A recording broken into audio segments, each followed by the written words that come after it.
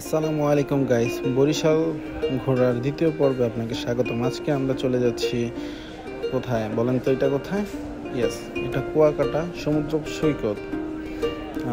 চলে আসলাম কুয়াকাটা সমুদ্র সৈকত। কুয়াকাটার সাথে অনেকে কক্সবাজারকে মিলিয়ে ফেলেন, কিন্তু না, কক্সবাজারই, কুয়াকাটা কুয়াকাটাই। একটার সৌন্দর্য আরেকটার সাথে কখনোই মিলবে না। Just amazing. এটা খুবই সুন্দর জায়গা, কক্সবাজার আলাদা সুন্দর।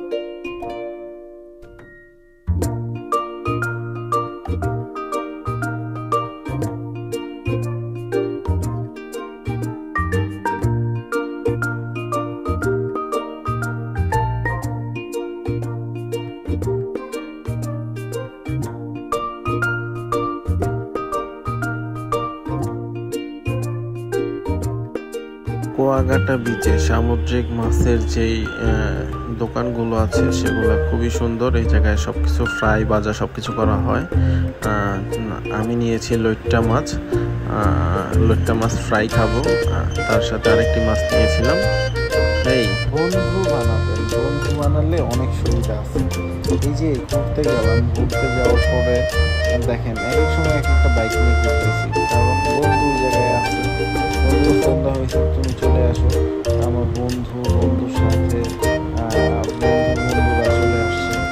তো এটা আলাদা একটা মজা, খুবই অসাধারণ মজা। বন্ধুদের সাথে রাত্রেবেলা একটু বিচ থেকে একটু দূরে গিয়ে আড্ডা দেওয়ার মজাটাই খুব অন্যরকম। Just wow. এখন রাত্রে 3টা বাজে। আমরা এই টাইমে বাইক নিয়ে বের হয়েছি কুয়াকাটা দেখার জন্য। এই জায়গায় অনেকগুলো শিয়ালও দেখলাম। এইদিকে রাত্রেবেলা কেউ আসে না, দিনের বেলাও কেউ আসে না। আমরা আসছি 5-7টা বাইক নিয়ে ঘুরতে। জায়গা আপনি বুঝতে পারতেছেন জায়গাটাতে কি জোস। আমি যাচ্ছি, ও মাই গড, আমার খুবই ভালো লাগছে। আমার পছন্দের জিক্সার গাড়িটা। আমার নিজেরও জিক্সার, কুয়াকাটা যে আমি একটা জিক্সার ম্যানেজ করে ফেলেছি আমার এক ফ্রেন্ডের। সো অনেকগুলো বাইক নিয়ে আমরা চলে গেছি কুয়াকাটা ঘুরতে। বিচের দুই সাইডে দুই সৌন্দর্য। এক সাইডে সাগরের সৌন্দর্য, আরেক সাইডে বিদ্যুৎ পায়রা বন্দরের সাইডে খুবই সুন্দর পরিবেশটা। এই জায়গায় দেখতে পাচ্ছেন ছোট ছোট আকারে অনেক ধরনের মাছ ধরে। পোনা মাছ বেশি ধরা হয়। বাইকের সাথে পানি যা সুন্দর লাগতেছিল, খুবই ভালো। বাইক নিয়ে সমুদ্রে ঢুকে গেলাম, এটা আলাদা একটা মজা। আমার লাইফের ফার্স্ট টাইম এরকম করেছি, সমুদ্রতে বাইক নিয়ে চলে গেছি। ফার্স্ট টাইমই সমুদ্রের পাশ দিয়ে বাইক চালিয়েছি, আগে কখনো চালাইনি। তো বুঝতেই পারতেছেন কিরকম লাগতে পারে আমার কাছে। এখন বিকাল হয়ে গেছে, আমরা বাইক নিয়ে ঘুরতেছি। তো আনন্দই আনন্দ। বিকালের ভিউটা আপনারা উপভোগ করুন, আর কথা না বলি।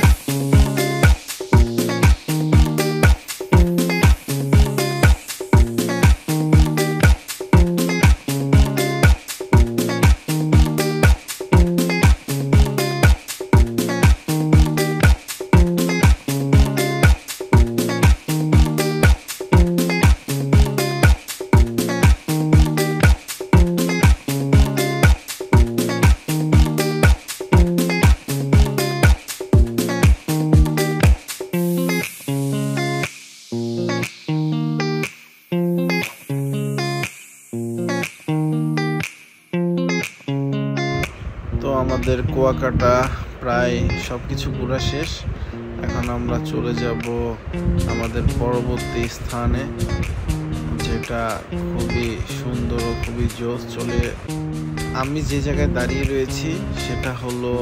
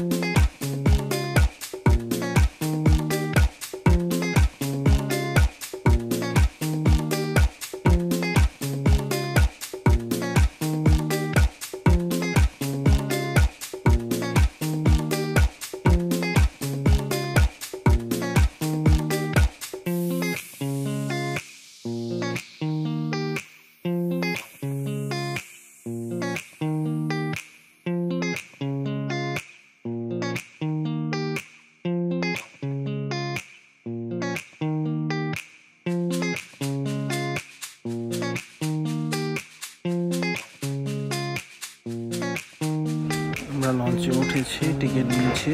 বাইক যেহেতু ছিল আমাদের, বাইকেরও টিকিট নিতে হয়েছে। সো খুবই চমৎকার জার্নি, আমার লাইফে ফার্স্ট টাইম নৌকা জার্নি, বোট জার্নি। বরিশালের এত বড় বড় লঞ্চ, সেগুলো হয়তো বা আমি আগে জানতাম না। এই যে ফেরিঘাট, লঞ্চ ঘাট, তো এই লঞ্চ ঘাট থেকেও মানুষ উঠবে। আমরা যে জায়গা থেকে উঠছি সেই জায়গা থেকে প্রচুর মানুষ উঠছে।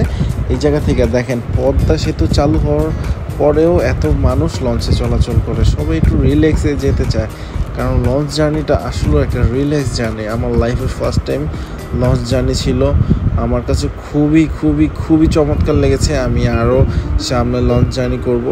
এই সকল মানুষ ওঠার পরে তারপরে আরও 2টা লঞ্চের ঘাট আছে, ওই জায়গায় থামবে। তারপর আমরা চলে যাব আমাদের কাঙ্ক্ষিত শহর ঢাকা শহরে। সো বন্ধুরা, খুবই সুন্দর, খুবই চমৎকার। দেখেন মানুষ, কত মানুষ, ভিড় কারে কয়, আসলে এটা অতুলনীয়।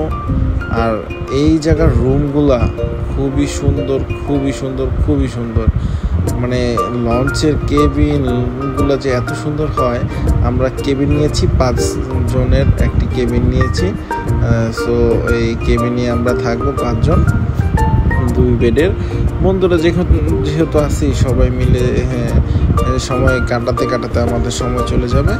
সো এটা আমার কাছে খুব ভালো লেগেছে। আর কি বলবো, রাত্রের ভিউটা দেখেন, ও মাই গড, যতটা ভয়ঙ্কর ততটা সুন্দর। তার মানে ভয়ঙ্কর সুন্দর, খুবই বাতাস, কঠিন বাতাস, মানে সুন্দর, অনেক জোর। নিচেও গিয়েছিলাম, নিচে হয়তো ভিডিও করা হয় নাই। তো লঞ্চে আমাদের খরচ পড়েছে, তেমন টাকা খরচ পড়ে নাই, 400-800 বাইকের জন্য, আর হলো সব মিলে 3200 টাকা মতন খরচ পড়েছে আমাদের। হ্যাঁ, 3200 টাকা খরচ পড়েছিল। খাবারটাও ছিল